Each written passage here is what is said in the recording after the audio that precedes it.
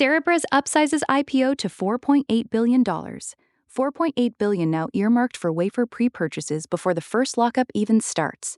That volume forces TSMC to reallocate capacity away from smaller AI chip designers who cannot match the commitment. NVIDIA will have to decide whether to defend margins or flood the market with discounted Blackwell units just to keep key accounts from switching over. Smaller players face a choice between expensive spot buys or delayed tapeouts that push their product launches well into 2027. OpenAI launches $4 billion deployment company. Embedding full-time AI engineers inside client environments changes the revenue mix from pure API calls to recurring services fees that carry lower gross margins. That shift immediately pressures Anthropic to stand up its own deployment team or watch mid-market accounts migrate to the new offering. The acquisition of Tomorrow accelerates the timeline, but it also exposes OpenAI to fixed labor costs that pure token-based margins never carried before.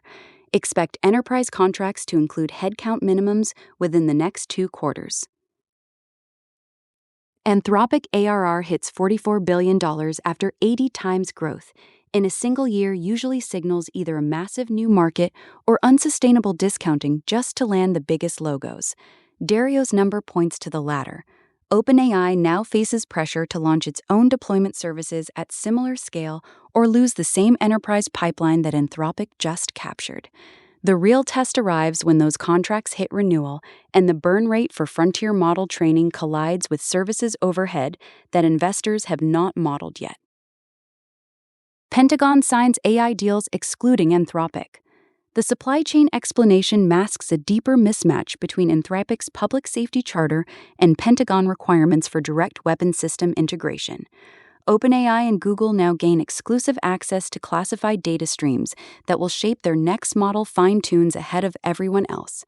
Anthropic must either carve out a defense subsidiary with separate governance or accept permanent exclusion from the largest single AI buyer in the world.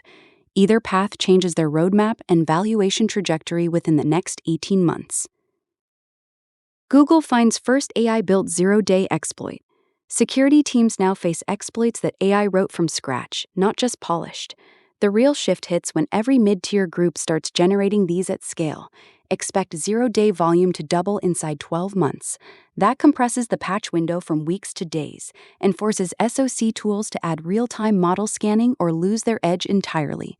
One admin tool breach already shows the pattern, and the next wave will target multi-factor flows across the board without warning. Claude Code adds Agent View dashboard. Parallel agent sessions just became manageable from one screen, but the real test comes when those agents edit overlapping files at the same time. Merge conflict rates will spike unless the dashboard adds automatic coordination hooks. Without that, parallel work turns into coordination debt fast. Rivals shipping single-agent tools now have 6 months to match the orchestration layer before .NET teams standardize on Claude's view and stop switching contexts altogether. Workday CEO. AI replaces labor, not software.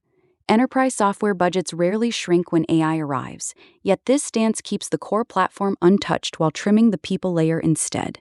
Large Workday customers therefore redirect transformation dollars toward internal process bots rather than rip-and-replace projects. That squeezes the services arms at Salesforce and Oracle first, pushing them to cut implementation headcount before their license streams feel any pressure. The pattern repeats across HCM suites as buyers realize the existing stack already contains the hooks they need. ReSharper adds AI agents to Visual Studio. .NET developers gain agents that refactor across solutions without leaving Visual Studio, yet the second-order effect appears in how quickly JetBrains can lock in that workflow data. Microsoft now has until the full 2026.2 release to match agent depth inside Copilot or risk losing daily driver status among enterprise .NET shops. Teams testing the early access already report fewer handoffs, accelerating the shift away from piecemeal extensions. The lock-in potential grows each time an agent learns the team's specific patterns. AI product searches surge across ages. Which age group actually converts fastest once AI surfaces the links?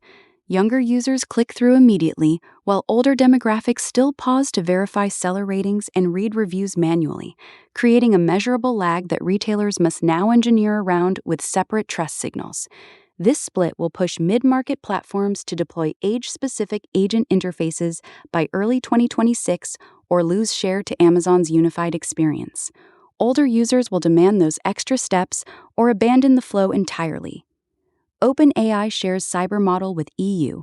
Brussels now holds leverage that no other jurisdiction has secured from a frontier lab.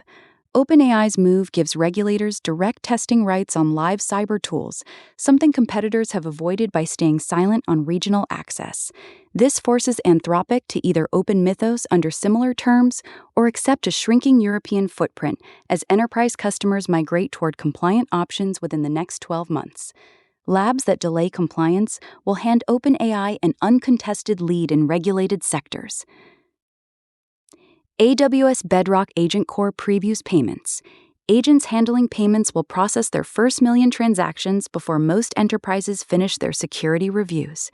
Bedrock's preview lets agents bypass human approval loops entirely when calling paid APIs through Stripe and Coinbase. Watch what happens to the API margin when this hits enterprise SLAs and forces providers to pre-authorize autonomous spend limits or lose agent traffic to cheaper open endpoints. The providers that set clean spend limits first will capture the initial wave of agent-driven traffic. AI pushes data centers to Europe's edge. Power availability, not land or fiber, now dictates where the next wave of AI data centers can actually open in Europe. The projected $7 trillion in spend will concentrate first around existing hydro and nuclear sites rather than new greenfield builds. That concentration accelerates renewable interconnection queues in Scandinavia while leaving Southern Europe grids strained and pushing some inference workloads back to centralized U.S. regions by late 2026. Operators ignoring power constraints will hit permitting walls by 2027.